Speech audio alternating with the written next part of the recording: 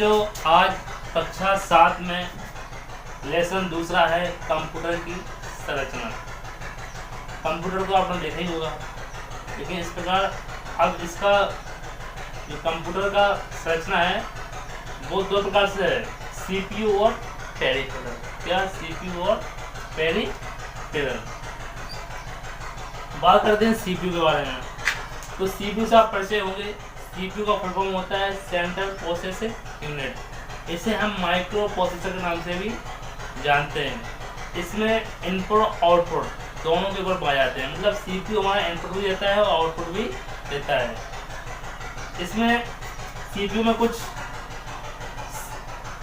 गुण पाए जाते हैं, जैसे सीयू है, एलयू है, मेमोरी है। बात करते हैं सीयू। सीपीयू की 3 यूनिट होती हैं, control unit, ALU, arithmetic logic unit, memory unit. बात करते हैं कंट्रोल यूनिट की। कंट्रोल यूनिट क्या होती है? कंट्रोल यूनिट में कंट्रोल करने की क्षमता होती है। यह इनपुट डिवाइस और आउटपुट,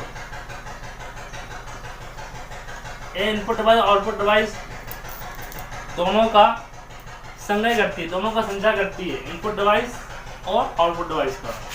बात करते हैं एलयू, जिसको बोलते हैं अरिथमेटिक लॉजिकल यूनिट। नाम से ही पता चलता है अरिथमेटिक लॉजिकल, मतलब इसमें लॉजिकल क्वेश्चन या लॉजिक यूनिट का उपयोग किया जाता है, जैसे गणना करना, तार्किक सवाल, तार्किक गणना करना। इसके लिए इसमें एलयू का उपयोग करते हैं। एलयू काम होता है लॉजिकल क्वेश्चन के लिए, गणना करना, तार्किक क्वेश्चन हल करने के लिए। बात करते हैं मेमोरी। मेमोरी क्या होती है?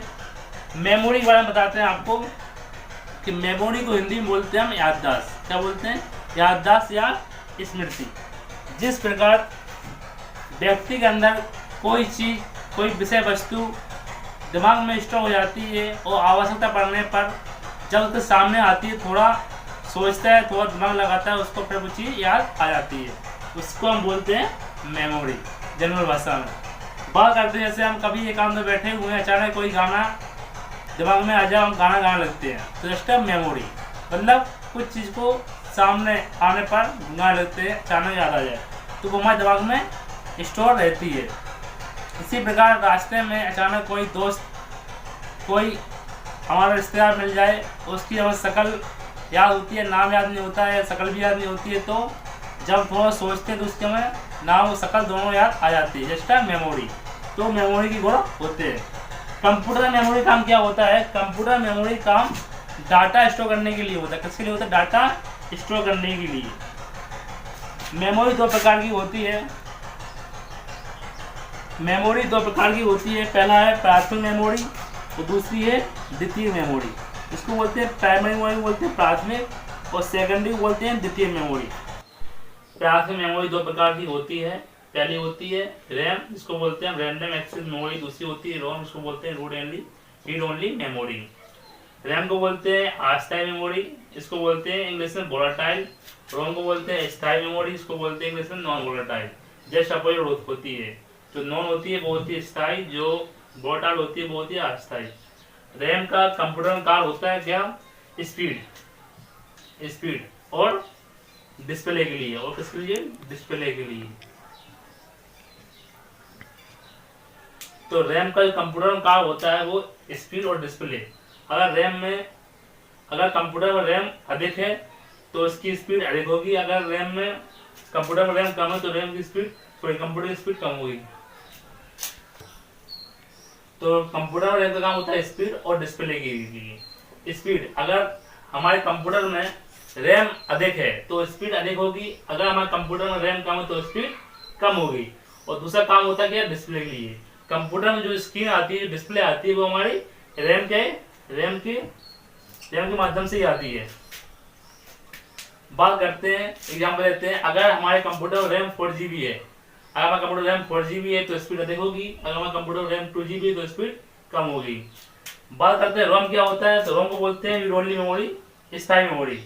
जैसे डेल का लैपटॉप है, जब डेल लैपटॉप को ऑन करेंगे तो उसमें जो लिखे आ रहा है डेल, वो कहाँ स्टोर है? वो रोम में स्टोर है। इस प्रकार अगर एचपी का लैपटॉप है, अगर एचपी लैपटॉप को ऑन करते हैं तो स्क्रीन पर जो एचपी लिख के आ रहा है वो कहाँ स्टोर होता है, वो रोम में स्टोर होता है। इसी प्रकार पूरे हुए वादे, अगले सिंगल लैपटॉप जो मिला था बच्चों को एचपी वाला, जब उसको ऑन करते हैं तो उसमें लिख के आता है पूरे हुए वादे, और उसमें नाम लिख के आता है, फोटो लिख के आती है, तो वो कहाँ स्टोर होता है, रोम में। इस प्रकार रोम में क्या होती है, स्थायी मेमोरी होता है, जिसको सिस्टम को कई बार बंद करने पर वो नाम हटता नहीं है।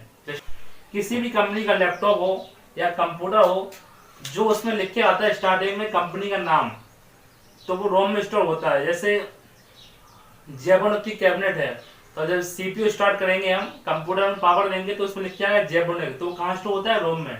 इसी प्रकार कंपनी का सारा डेटा रोम के अंदर स्टोर होता है, इसलिए इसको हम स्थायी मेमोरी कहते हैं। दूसरा है सेकेंडरी मेमोरी, इसको बोलते हैं हम द्वितीयक मेमोरी। दो प्रकार की होती है, मैग्नेटिक मेमोरी और ऑप्टिकल मेमोरी। इसको बोलते हैं हम चुंबकीय मेमोरी, इसको बोलते हैं हम प्रकाश दृष्टि मेमोरी। चुंबकीय मेमोरी दो प्रकार की होती है, फ्लॉपी डिस्क ड्राइव और दूसरी होती है हार्ड डिस्क ड्राइव। बात करते हैं फ्लॉपी डिस्क ड्राइव क्या होता है। फ्लॉपी डिस्क ड्राइव में डाटा होता है एमबी के रूप में स्टोर होता है, एक छोटी फ्लॉपी डिस्क ड्राइव होती है। हार्ड डिस्क, प्रेजेंट टाइम में हार्ड डिस्क का उपयोग किया जा रहा है। हार्ड डिस्क में डाटा टीबी में, जीबी में, पीबी में, ईबी में अभी प्रेजेंट टाइम में डाटा स्टोर होता है, तो प्रेजेंट टाइम में हार्ड डिस्क का उपयोग हो रहा है। फ्लॉपी डिस्क बहुत छोटी थी, इसका आकार भी छोटा था, इसका डाटा एमबी में स्टोर होता था। ऑप्टिकल मेमोरी, इसको बोलते हैं प्रकाश दृष्टि मेमोरी। ये दो प्रकार की होती है, सीडी, डीवीडी। बात करते हैं ऑप्टिकल मेमोरी किसे कहते हैं। जब भी हम कोई सीडी डीवीडी लेते हैं तो उस पर प्रकाश की किरण पड़ती है, लाइट की किरण पड़ती है, तो सीडी डीवीडी सामने मारती है, इसलिए उसको बोलते हैं हम ऑप्टिकल मेमोरी। सीडी का फुल फॉर्म होता है कॉम्पैक्ट डिस्क, डीवीडी का होता है डिजिटल वीडियो डिस्क। इसमें तीसरा होता है यूएसबी। यूएसबी ऑप्टिकल मेमोरी होती है, इसको हम फ्लैश ड्राइव या फ्लैश मेमोरी कहते हैं। यूएसबी का फुल फॉर्म होता है यूनिवर्सल सीरियल बस। ये सारी मेमोरी आपको पढ़ना है, वीडियो देखना है, समझना है और इसको याद करना है।